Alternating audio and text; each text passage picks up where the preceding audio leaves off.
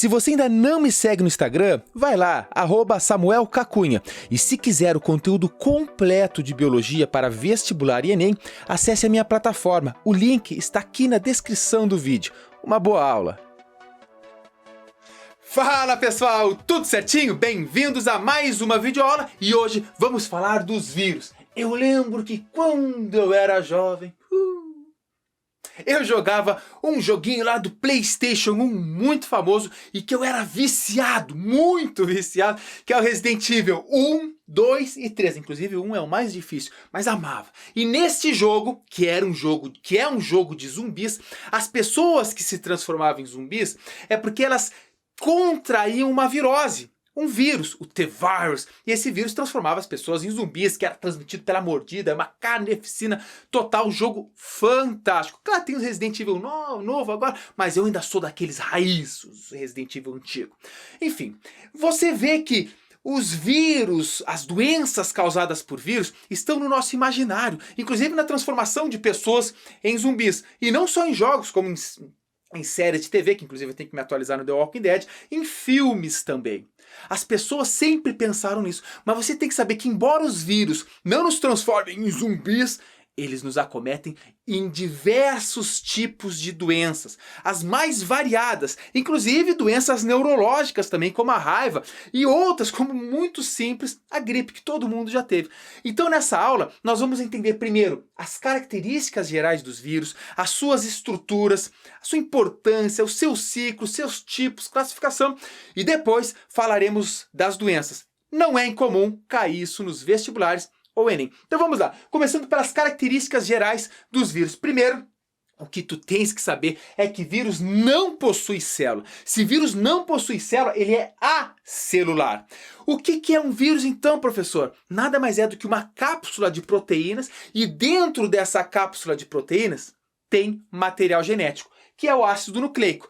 Lembrando que o material genético, que o ácido nucleico pode ser o vírus de DNA, o vírus pode ser de RNA ou existe um vírus que tem tanto DNA quanto RNA. Essa é uma informação que não é em todo lugar que você lê, mas ela é recente, ela é importante.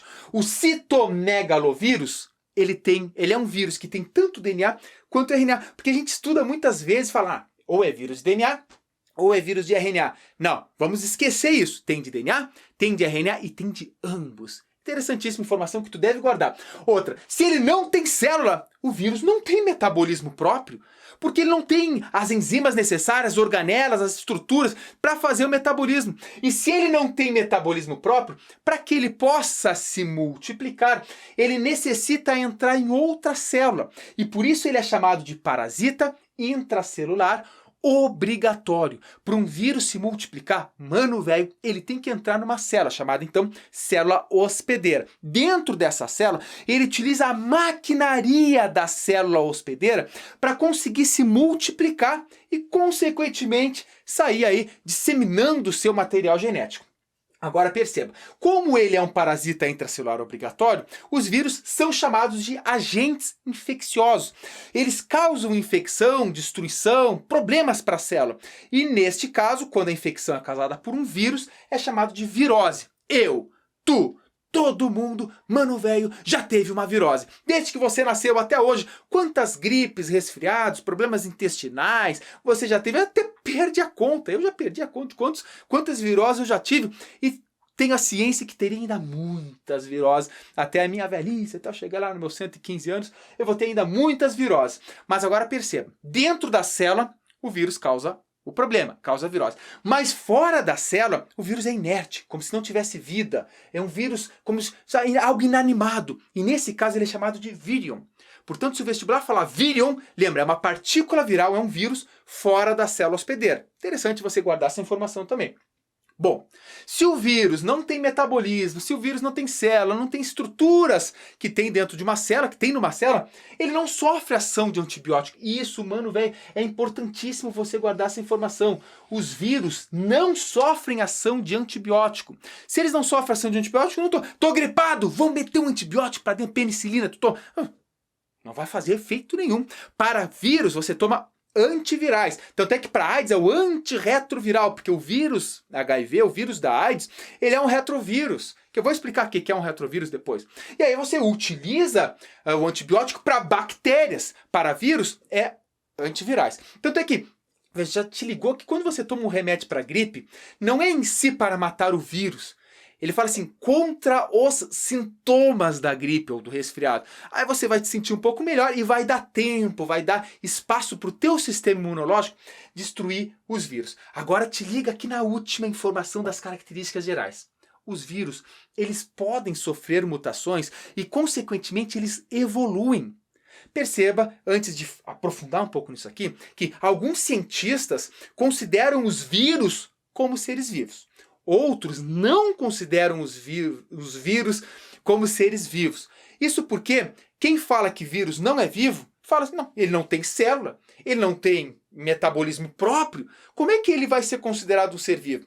De outro lado, os cientistas falam, não, mas dentro de uma célula, esse vírus consegue se multiplicar. Então, se ele consegue se multiplicar e passar adiante o seu material genético, enfim, ele é um ser vivo. Mas, na verdade, não existe um consenso ainda. E eu sou desse lado. Eu acho que vírus não é ser vivo por um motivo muito básico. Ele não tem célula. Se não tem célula, não pode ser considerado ser vivo. Partindo do pressuposto que a gente estudou em aulas muito anteriores, falando da teoria celular. Todo ser vivo é constituído de pelo menos uma célula. Então, tem toda essa discussão, mas o que você tem que guardar é que os vírus estão no limiar do que é um ser vivo e do que não é um ser vivo. Agora te liga aqui falando de novo. Eles podem sofrer mutação porque eles têm que multiplicar o seu material genético, seja DNA, seja RNA, ele tem que multiplicar. E quando ele multiplica, quando ele duplica essas partículas, esses ácidos nucleicos, eles podem sofrer alterações, erros. Esses erros podem ser bons.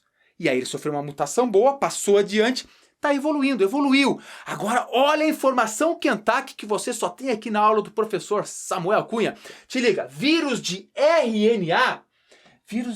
RNA, ele sofre mais mutação do que vírus de DNA. Isso porque os vírus de DNA, eles possuem a DNA polimerase, que é uma enzima que erra pouco. Quase que não erra. Agora um vírus que tem RNA, a enzima que duplica o DNA, ela erra demais, ela erra muito e consequentemente o vírus muda, sofre muitas mutações. É o caso do vírus da gripe.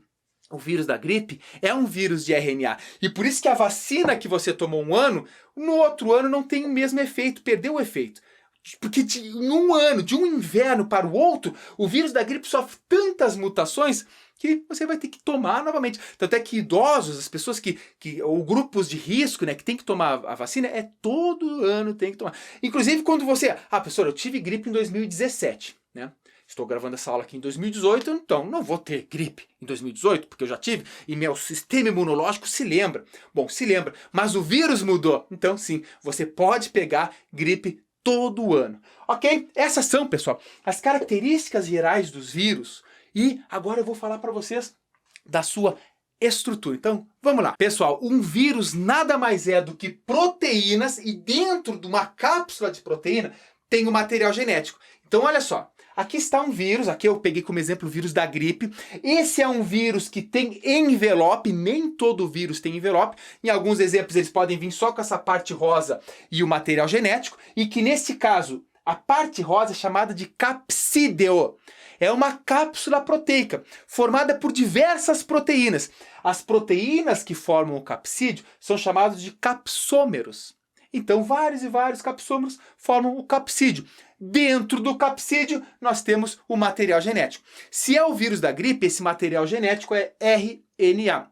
A gripe, como eu falei para vocês, é um vírus de RNA. Se o teu vestibular vier na malícia e falar de nucleocapsídeo, núcleo capsídeo é quando ele está considerando o capsídeo mais o material genético, aí forma um núcleo capsídeo. Não é um núcleo, como tu imagina, aquela organela. Não, núcleo capsídeo, porque material genético mais capsídeo. Agora, por fora, como eu falei para vocês, alguns vírus, os vírus envelopados, possuem o envelope.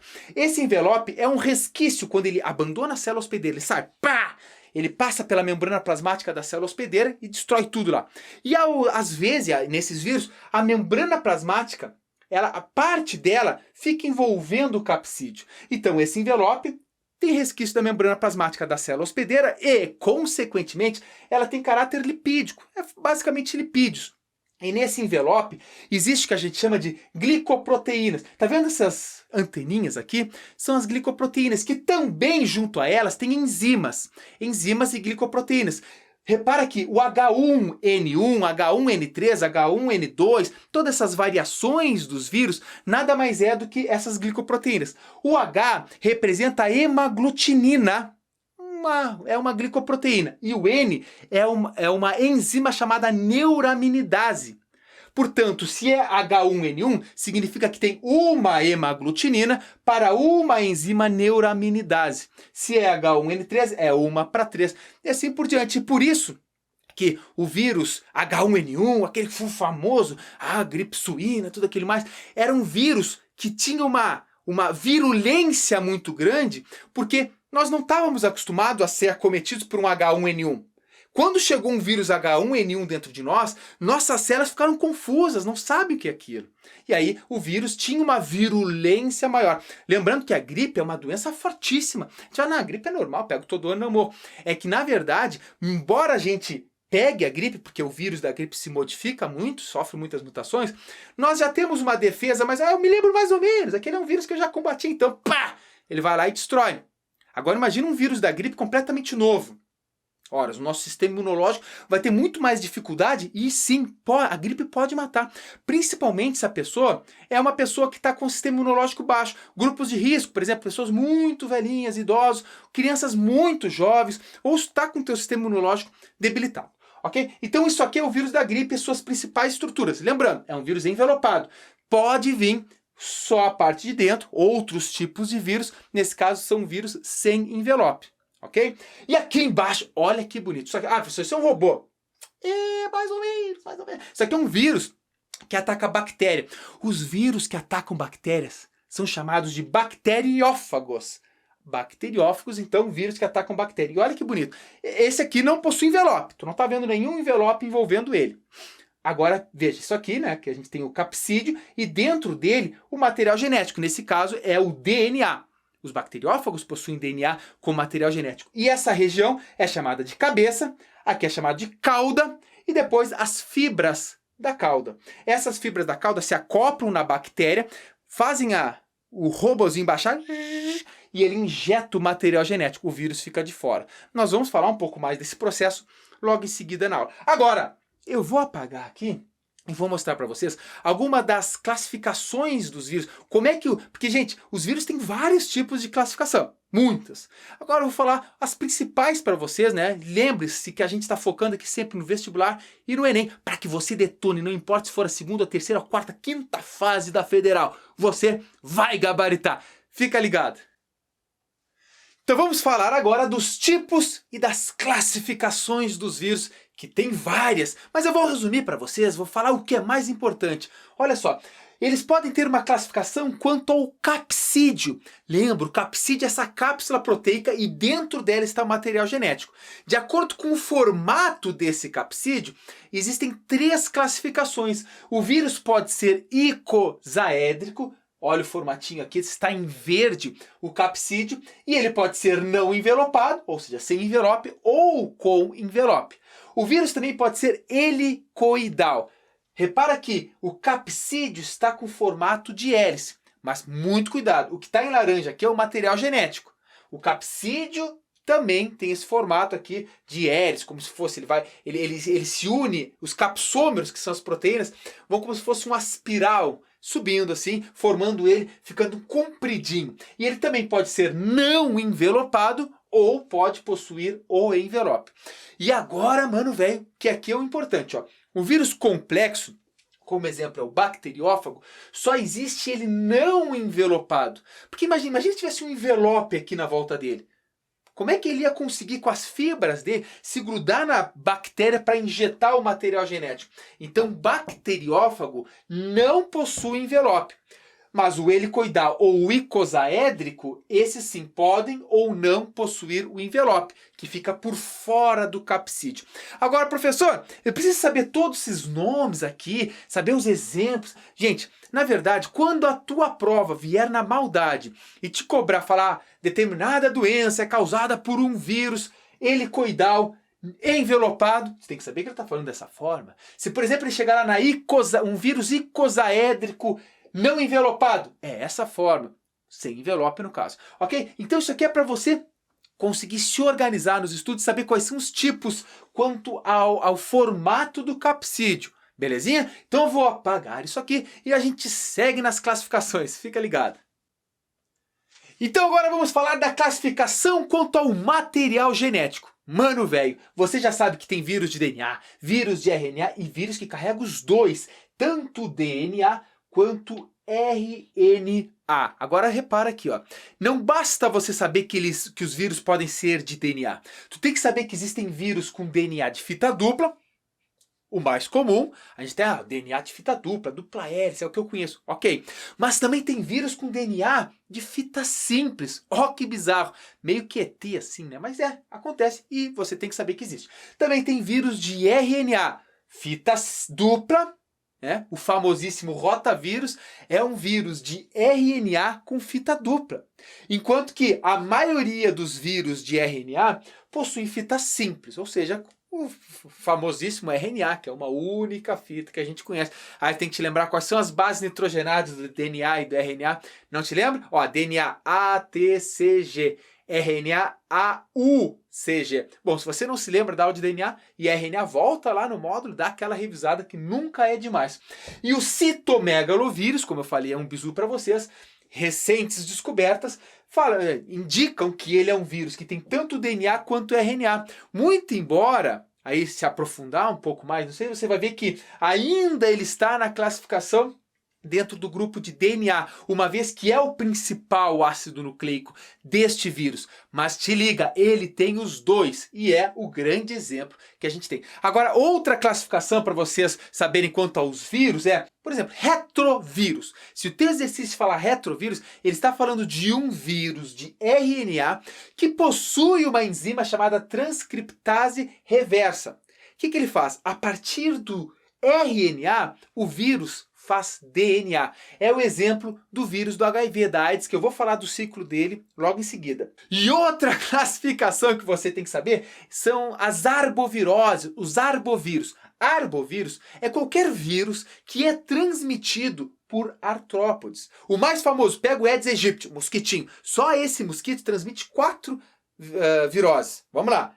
Zika, chikungunya, dengue e febre amarela. Um mosquito transmitido 4 viroses. Portanto, essas 4 viroses são arbovírus. É uma outra classificação que pode cair, que cai direto em vestibular. Isso aqui, gente, uhul! Você tem que anotar. Agora vai mudar de novo e a gente dá prosseguimento na aula. Fica ligado.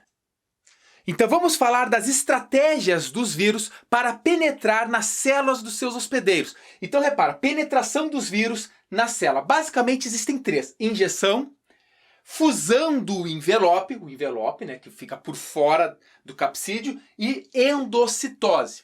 Mas antes disso, você tem que se ligar numa coisa. Os vírus, eles são altamente específicos.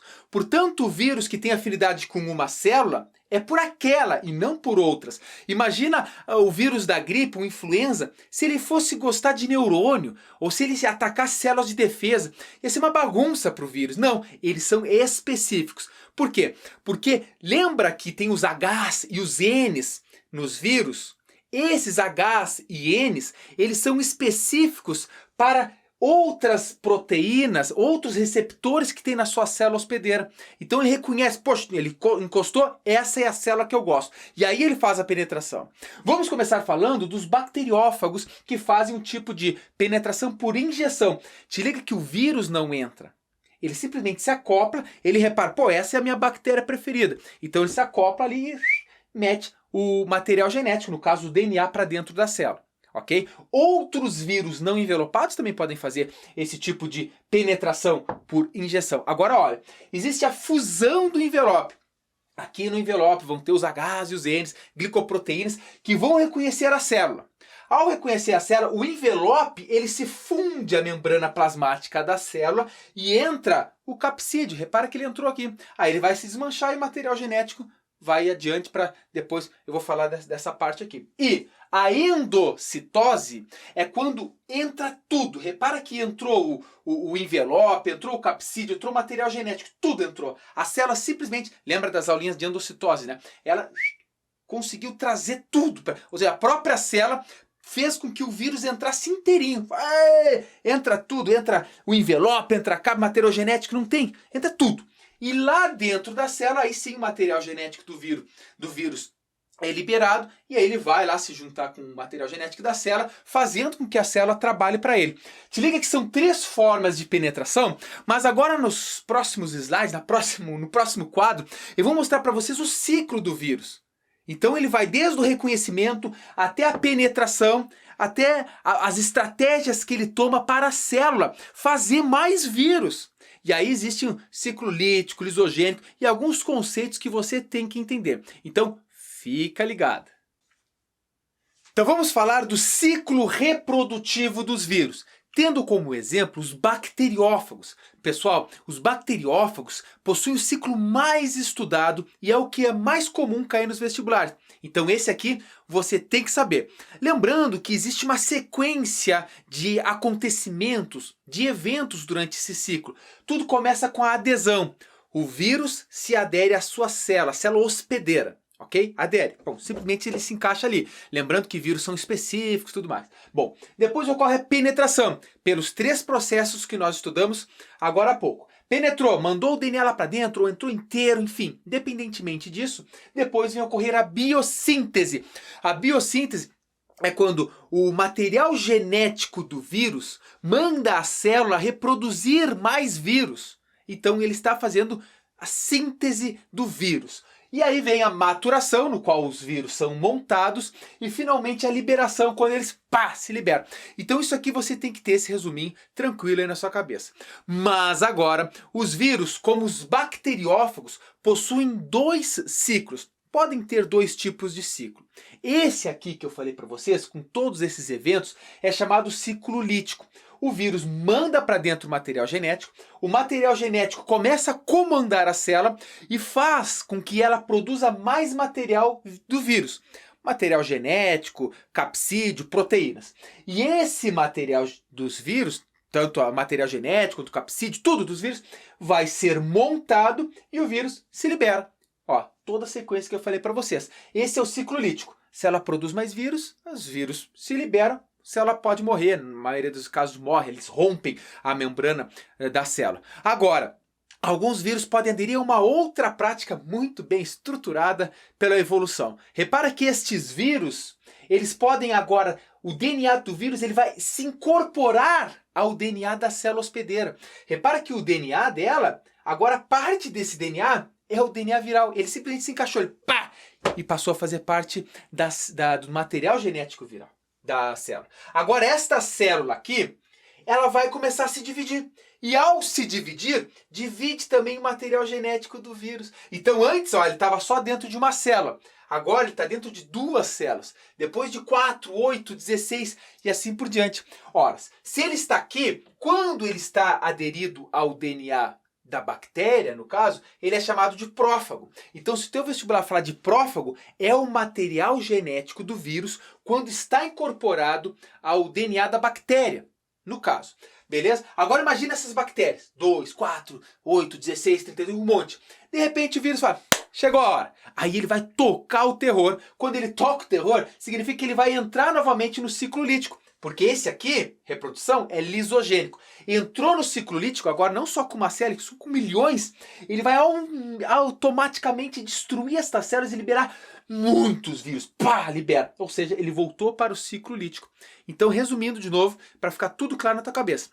O bacteriófago ele pode ter o ciclo lítico e o ciclo lisogênico. O lítico é quando, literalmente, ele manda a célula produzir mais vírus e os vírus vão embora, se rompem para procurar outras células. E o ciclo lisogênico é quando o DNA viral se incorpora ao DNA da bactéria e enquanto que ela está se multiplicando, está multiplicando também o material genético do vírus, que no caso, quando ele está incorporado ao DNA, é chamado de prófago.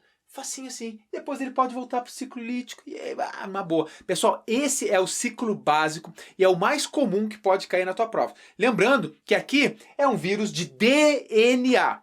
Agora, você tem que saber também, e eu vou falar rapidamente sobre o ciclo de um vírus de RNA que possui a enzima transcriptase reversa, que é o vírus do HIV. Então, fica ligado.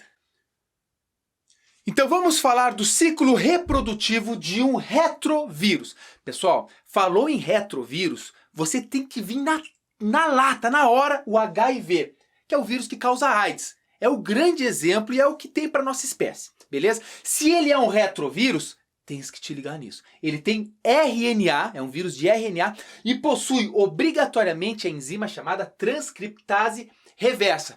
Tem gente que acha que todo vírus de RNA é retrovírus. Errado, nem todo. Para ser retrovírus, além de ter o RNA, tem que ter essa enzima. Por isso que está todas essas setas, é importante você saber. E o que essa enzima faz? Ele vai transformar o RNA em DNA. Por quê? Porque esse DNA vai ser incorporado ao DNA da célula hospedeira. E ele fica ali.